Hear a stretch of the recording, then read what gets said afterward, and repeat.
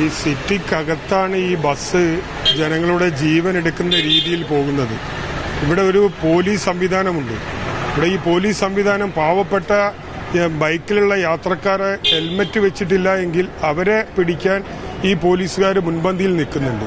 ഇവിടെ സിറ്റിക്കകത്ത് പാവപ്പെട്ടവരുടെ ജീവൻ എടുക്കുന്ന രീതിയിൽ ബസ്സുകൾ ഓടുന്നതും അവർ ജീവൻ എടുക്കുന്ന രീതിയിൽ മുന്നോട്ട് പോകുമ്പോൾ ഈ പോലീസ് ഒന്നും ചെയ്യാത്തത് കൊണ്ടാണ് സിറ്റിക്കകത്ത് ഈ ബസ് മറിഞ്ഞ് 43 പേരാണ് ഇവിടെ ഇരിക്കുന്നത്. ഒരാളെ സ്ഥിതി വളരെ മോശമാണ്. 13 പേര് മെഡിക്കൽ കോളേജിലാണ്. ഇത് ഞങ്ങളെ ഡോക്ടറാണ്, ഞങ്ങളുടെ കൗൺസിലറാണ്. ഡോക്ടർ ഇതിൻ്റെ അകത്ത് നോക്കി കയറി വന്ന് കാര്യങ്ങളെല്ലാം പഠിച്ച് മനസ്സിലാക്കിയിരിക്കുന്ന ഒരാളെ സ്ഥിതി വളരെ ഗുരുതരമാണ്. അയാളുടെ അവസ്ഥ എന്താണെന്നുള്ള അറിയില്ല. ഒരു രോഗികളുടെ വേറെ ബൗട്ട്സ് ആർക്കും അറിയില്ല.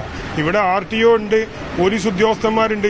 പാവപ്പെട്ടവരെ പിടിക്കുന്നതിന് വേണ്ടി പാവപ്പെട്ടവർ ബൈക്കുമായി പോകുമ്പോൾ അവർ ഹെൽമെറ്റ് വെച്ചില്ലെങ്കിൽ അവരെ തടയാനും അവരോട് ചാർജ് ഈടാക്കാനും ഈ പോലീസിന് പറ്റുമെങ്കിൽ എന്തുകൊണ്ടാണ് ബസ്സുകളുടെ ഈ മത്സര ഓട്ടം തടയാൻ ഇവർക്ക് പറ്റാത്തത്? ആ തടയാൻ പറ്റാത്തതിന്റെ കാരണം എന്താണെന്നുള്ള ഇവിടെയുള്ള എല്ലാവർക്കും അറിയുന്നതാണ്. മറ്റുള്ള കാര്യങ്ങളൊക്കെ നമ്മൾക്ക് ഡോക്ടർക്ക് അറിയുന്നതാണ്. ഡോക്ടർ ആ രോഗികളെ പറ്റിയുള്ള കാര്യങ്ങളൊക്കെ അതിന്റെ അകത്ത് നിങ്ങൾ പോയി കണ്ടിട്ട് 43 പേര് ഇവിടെ ഇങ്ങോട്ട് വന്നിട്ടുണ്ടായിരുന്നു. അതിലൊരാൾ വളരെ ബാഡാണ്, കുറേ ഇഞ്ചുറീസ് ഒക്കെ ഉണ്ട്. അവരെ തിയേറ്ററിലേക്ക് കൊണ്ടുപോയിട്ടുണ്ട്. വളരെ ഒരു ഗുരുതരാവസ്ഥയിലാണുള്ളത്. അപ്പോൾ അയാളുടെ പേരൊന്നും അറിയില്ല, അൺനോൺ എന്ന് പറഞ്ഞിട്ടാണ് ഇവിടെ രജിസ്റ്റർ ചെയ്തിരിക്കുന്നത്. ഒരു 5-6 ആൾക്കാരൊക്കെ ഇവിടെ നിന്ന് ഡിസ്ചാർജ് ചെയ്ത് പോയിട്ടുണ്ട്. പിന്നെ കുറേ ആൾക്കാർ ചെറിയ ചെറിയ ഇഞ്ചുറീസും കുറച്ച് ഫ്രാക്ചറും, പിന്നെ കുറേ ആൾക്കാർ എക്സ്റേ സ്കാനിങ്ങിനൊക്കെ വേണ്ടിയിട്ട് കുറേ പേര് അങ്ങനെ കിടക്കുന്നുണ്ട്. അകപ്പാടെ എല്ലാവരും ഒരു വല്ലാത്ത അവസ്ഥയിലാണ് അവിടെ ഉള്ളത്. 43 പേരുണ്ടായിരുന്നു ഇവിടെ. അതിൽ ഒരു 6ഓളം പേര് നേരത്തെ ഞാൻ വന്ന് നോക്കിയപ്പോൾ ഡിസ്ചാർജ് ആക്കിയിട്ടുണ്ട്. ഒരു ആളാണ് തിയേറ്ററിൽ കൊണ്ടുപോയിട്ടുണ്ട്. ആ തിയേറ്ററിൽ കൊണ്ടുപോയ ആളാണ് നമുക്ക് ആരാണ്, അവർ വേറെ ബോട്ട്സ് ഒന്നും അറിയില്ല, അൺനോൺ എന്ന് പറഞ്ഞിട്ട് അവർ എൻ്റർ ചെയ്ത് വെച്ചിരിക്കുന്നത്. പരിക്ക് ഹെഡ് ഇഞ്ചുറിയും പിന്നെ കുറേ ഫ്രാക്ചേഴ്സ് എന്തൊക്കെയോ ഉണ്ട്. അപ്പം എന്താണ് എക്സാക്ട്ലി എന്ന് അറിയില്ല. ലേഡി അല്ല, ആണുങ്ങളാണ്, പേരറിയില്ല.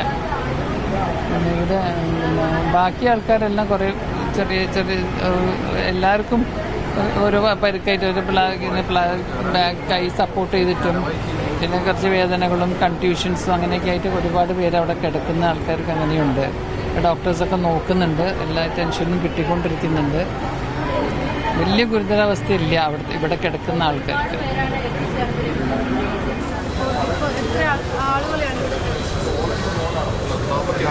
പേരാണ് 42 പേര് ഇവിടെ ഉള്ളത്. 12 പേര് മെഡിക്കൽ കോളേജ്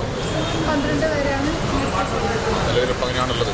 വേറെ പരിശോധിച്ചിരിക്കുന്നതെന്ന് അറിയില്ല. കൂടുതലായിട്ട് സാധ്യതകളൊക്കെ വീട്ടിലൊക്കെ പോയിട്ടുണ്ടെങ്കിലേ അപകടത്തിന്റെ കാരണം എന്താണോ അങ്ങനെ അറിയില്ല.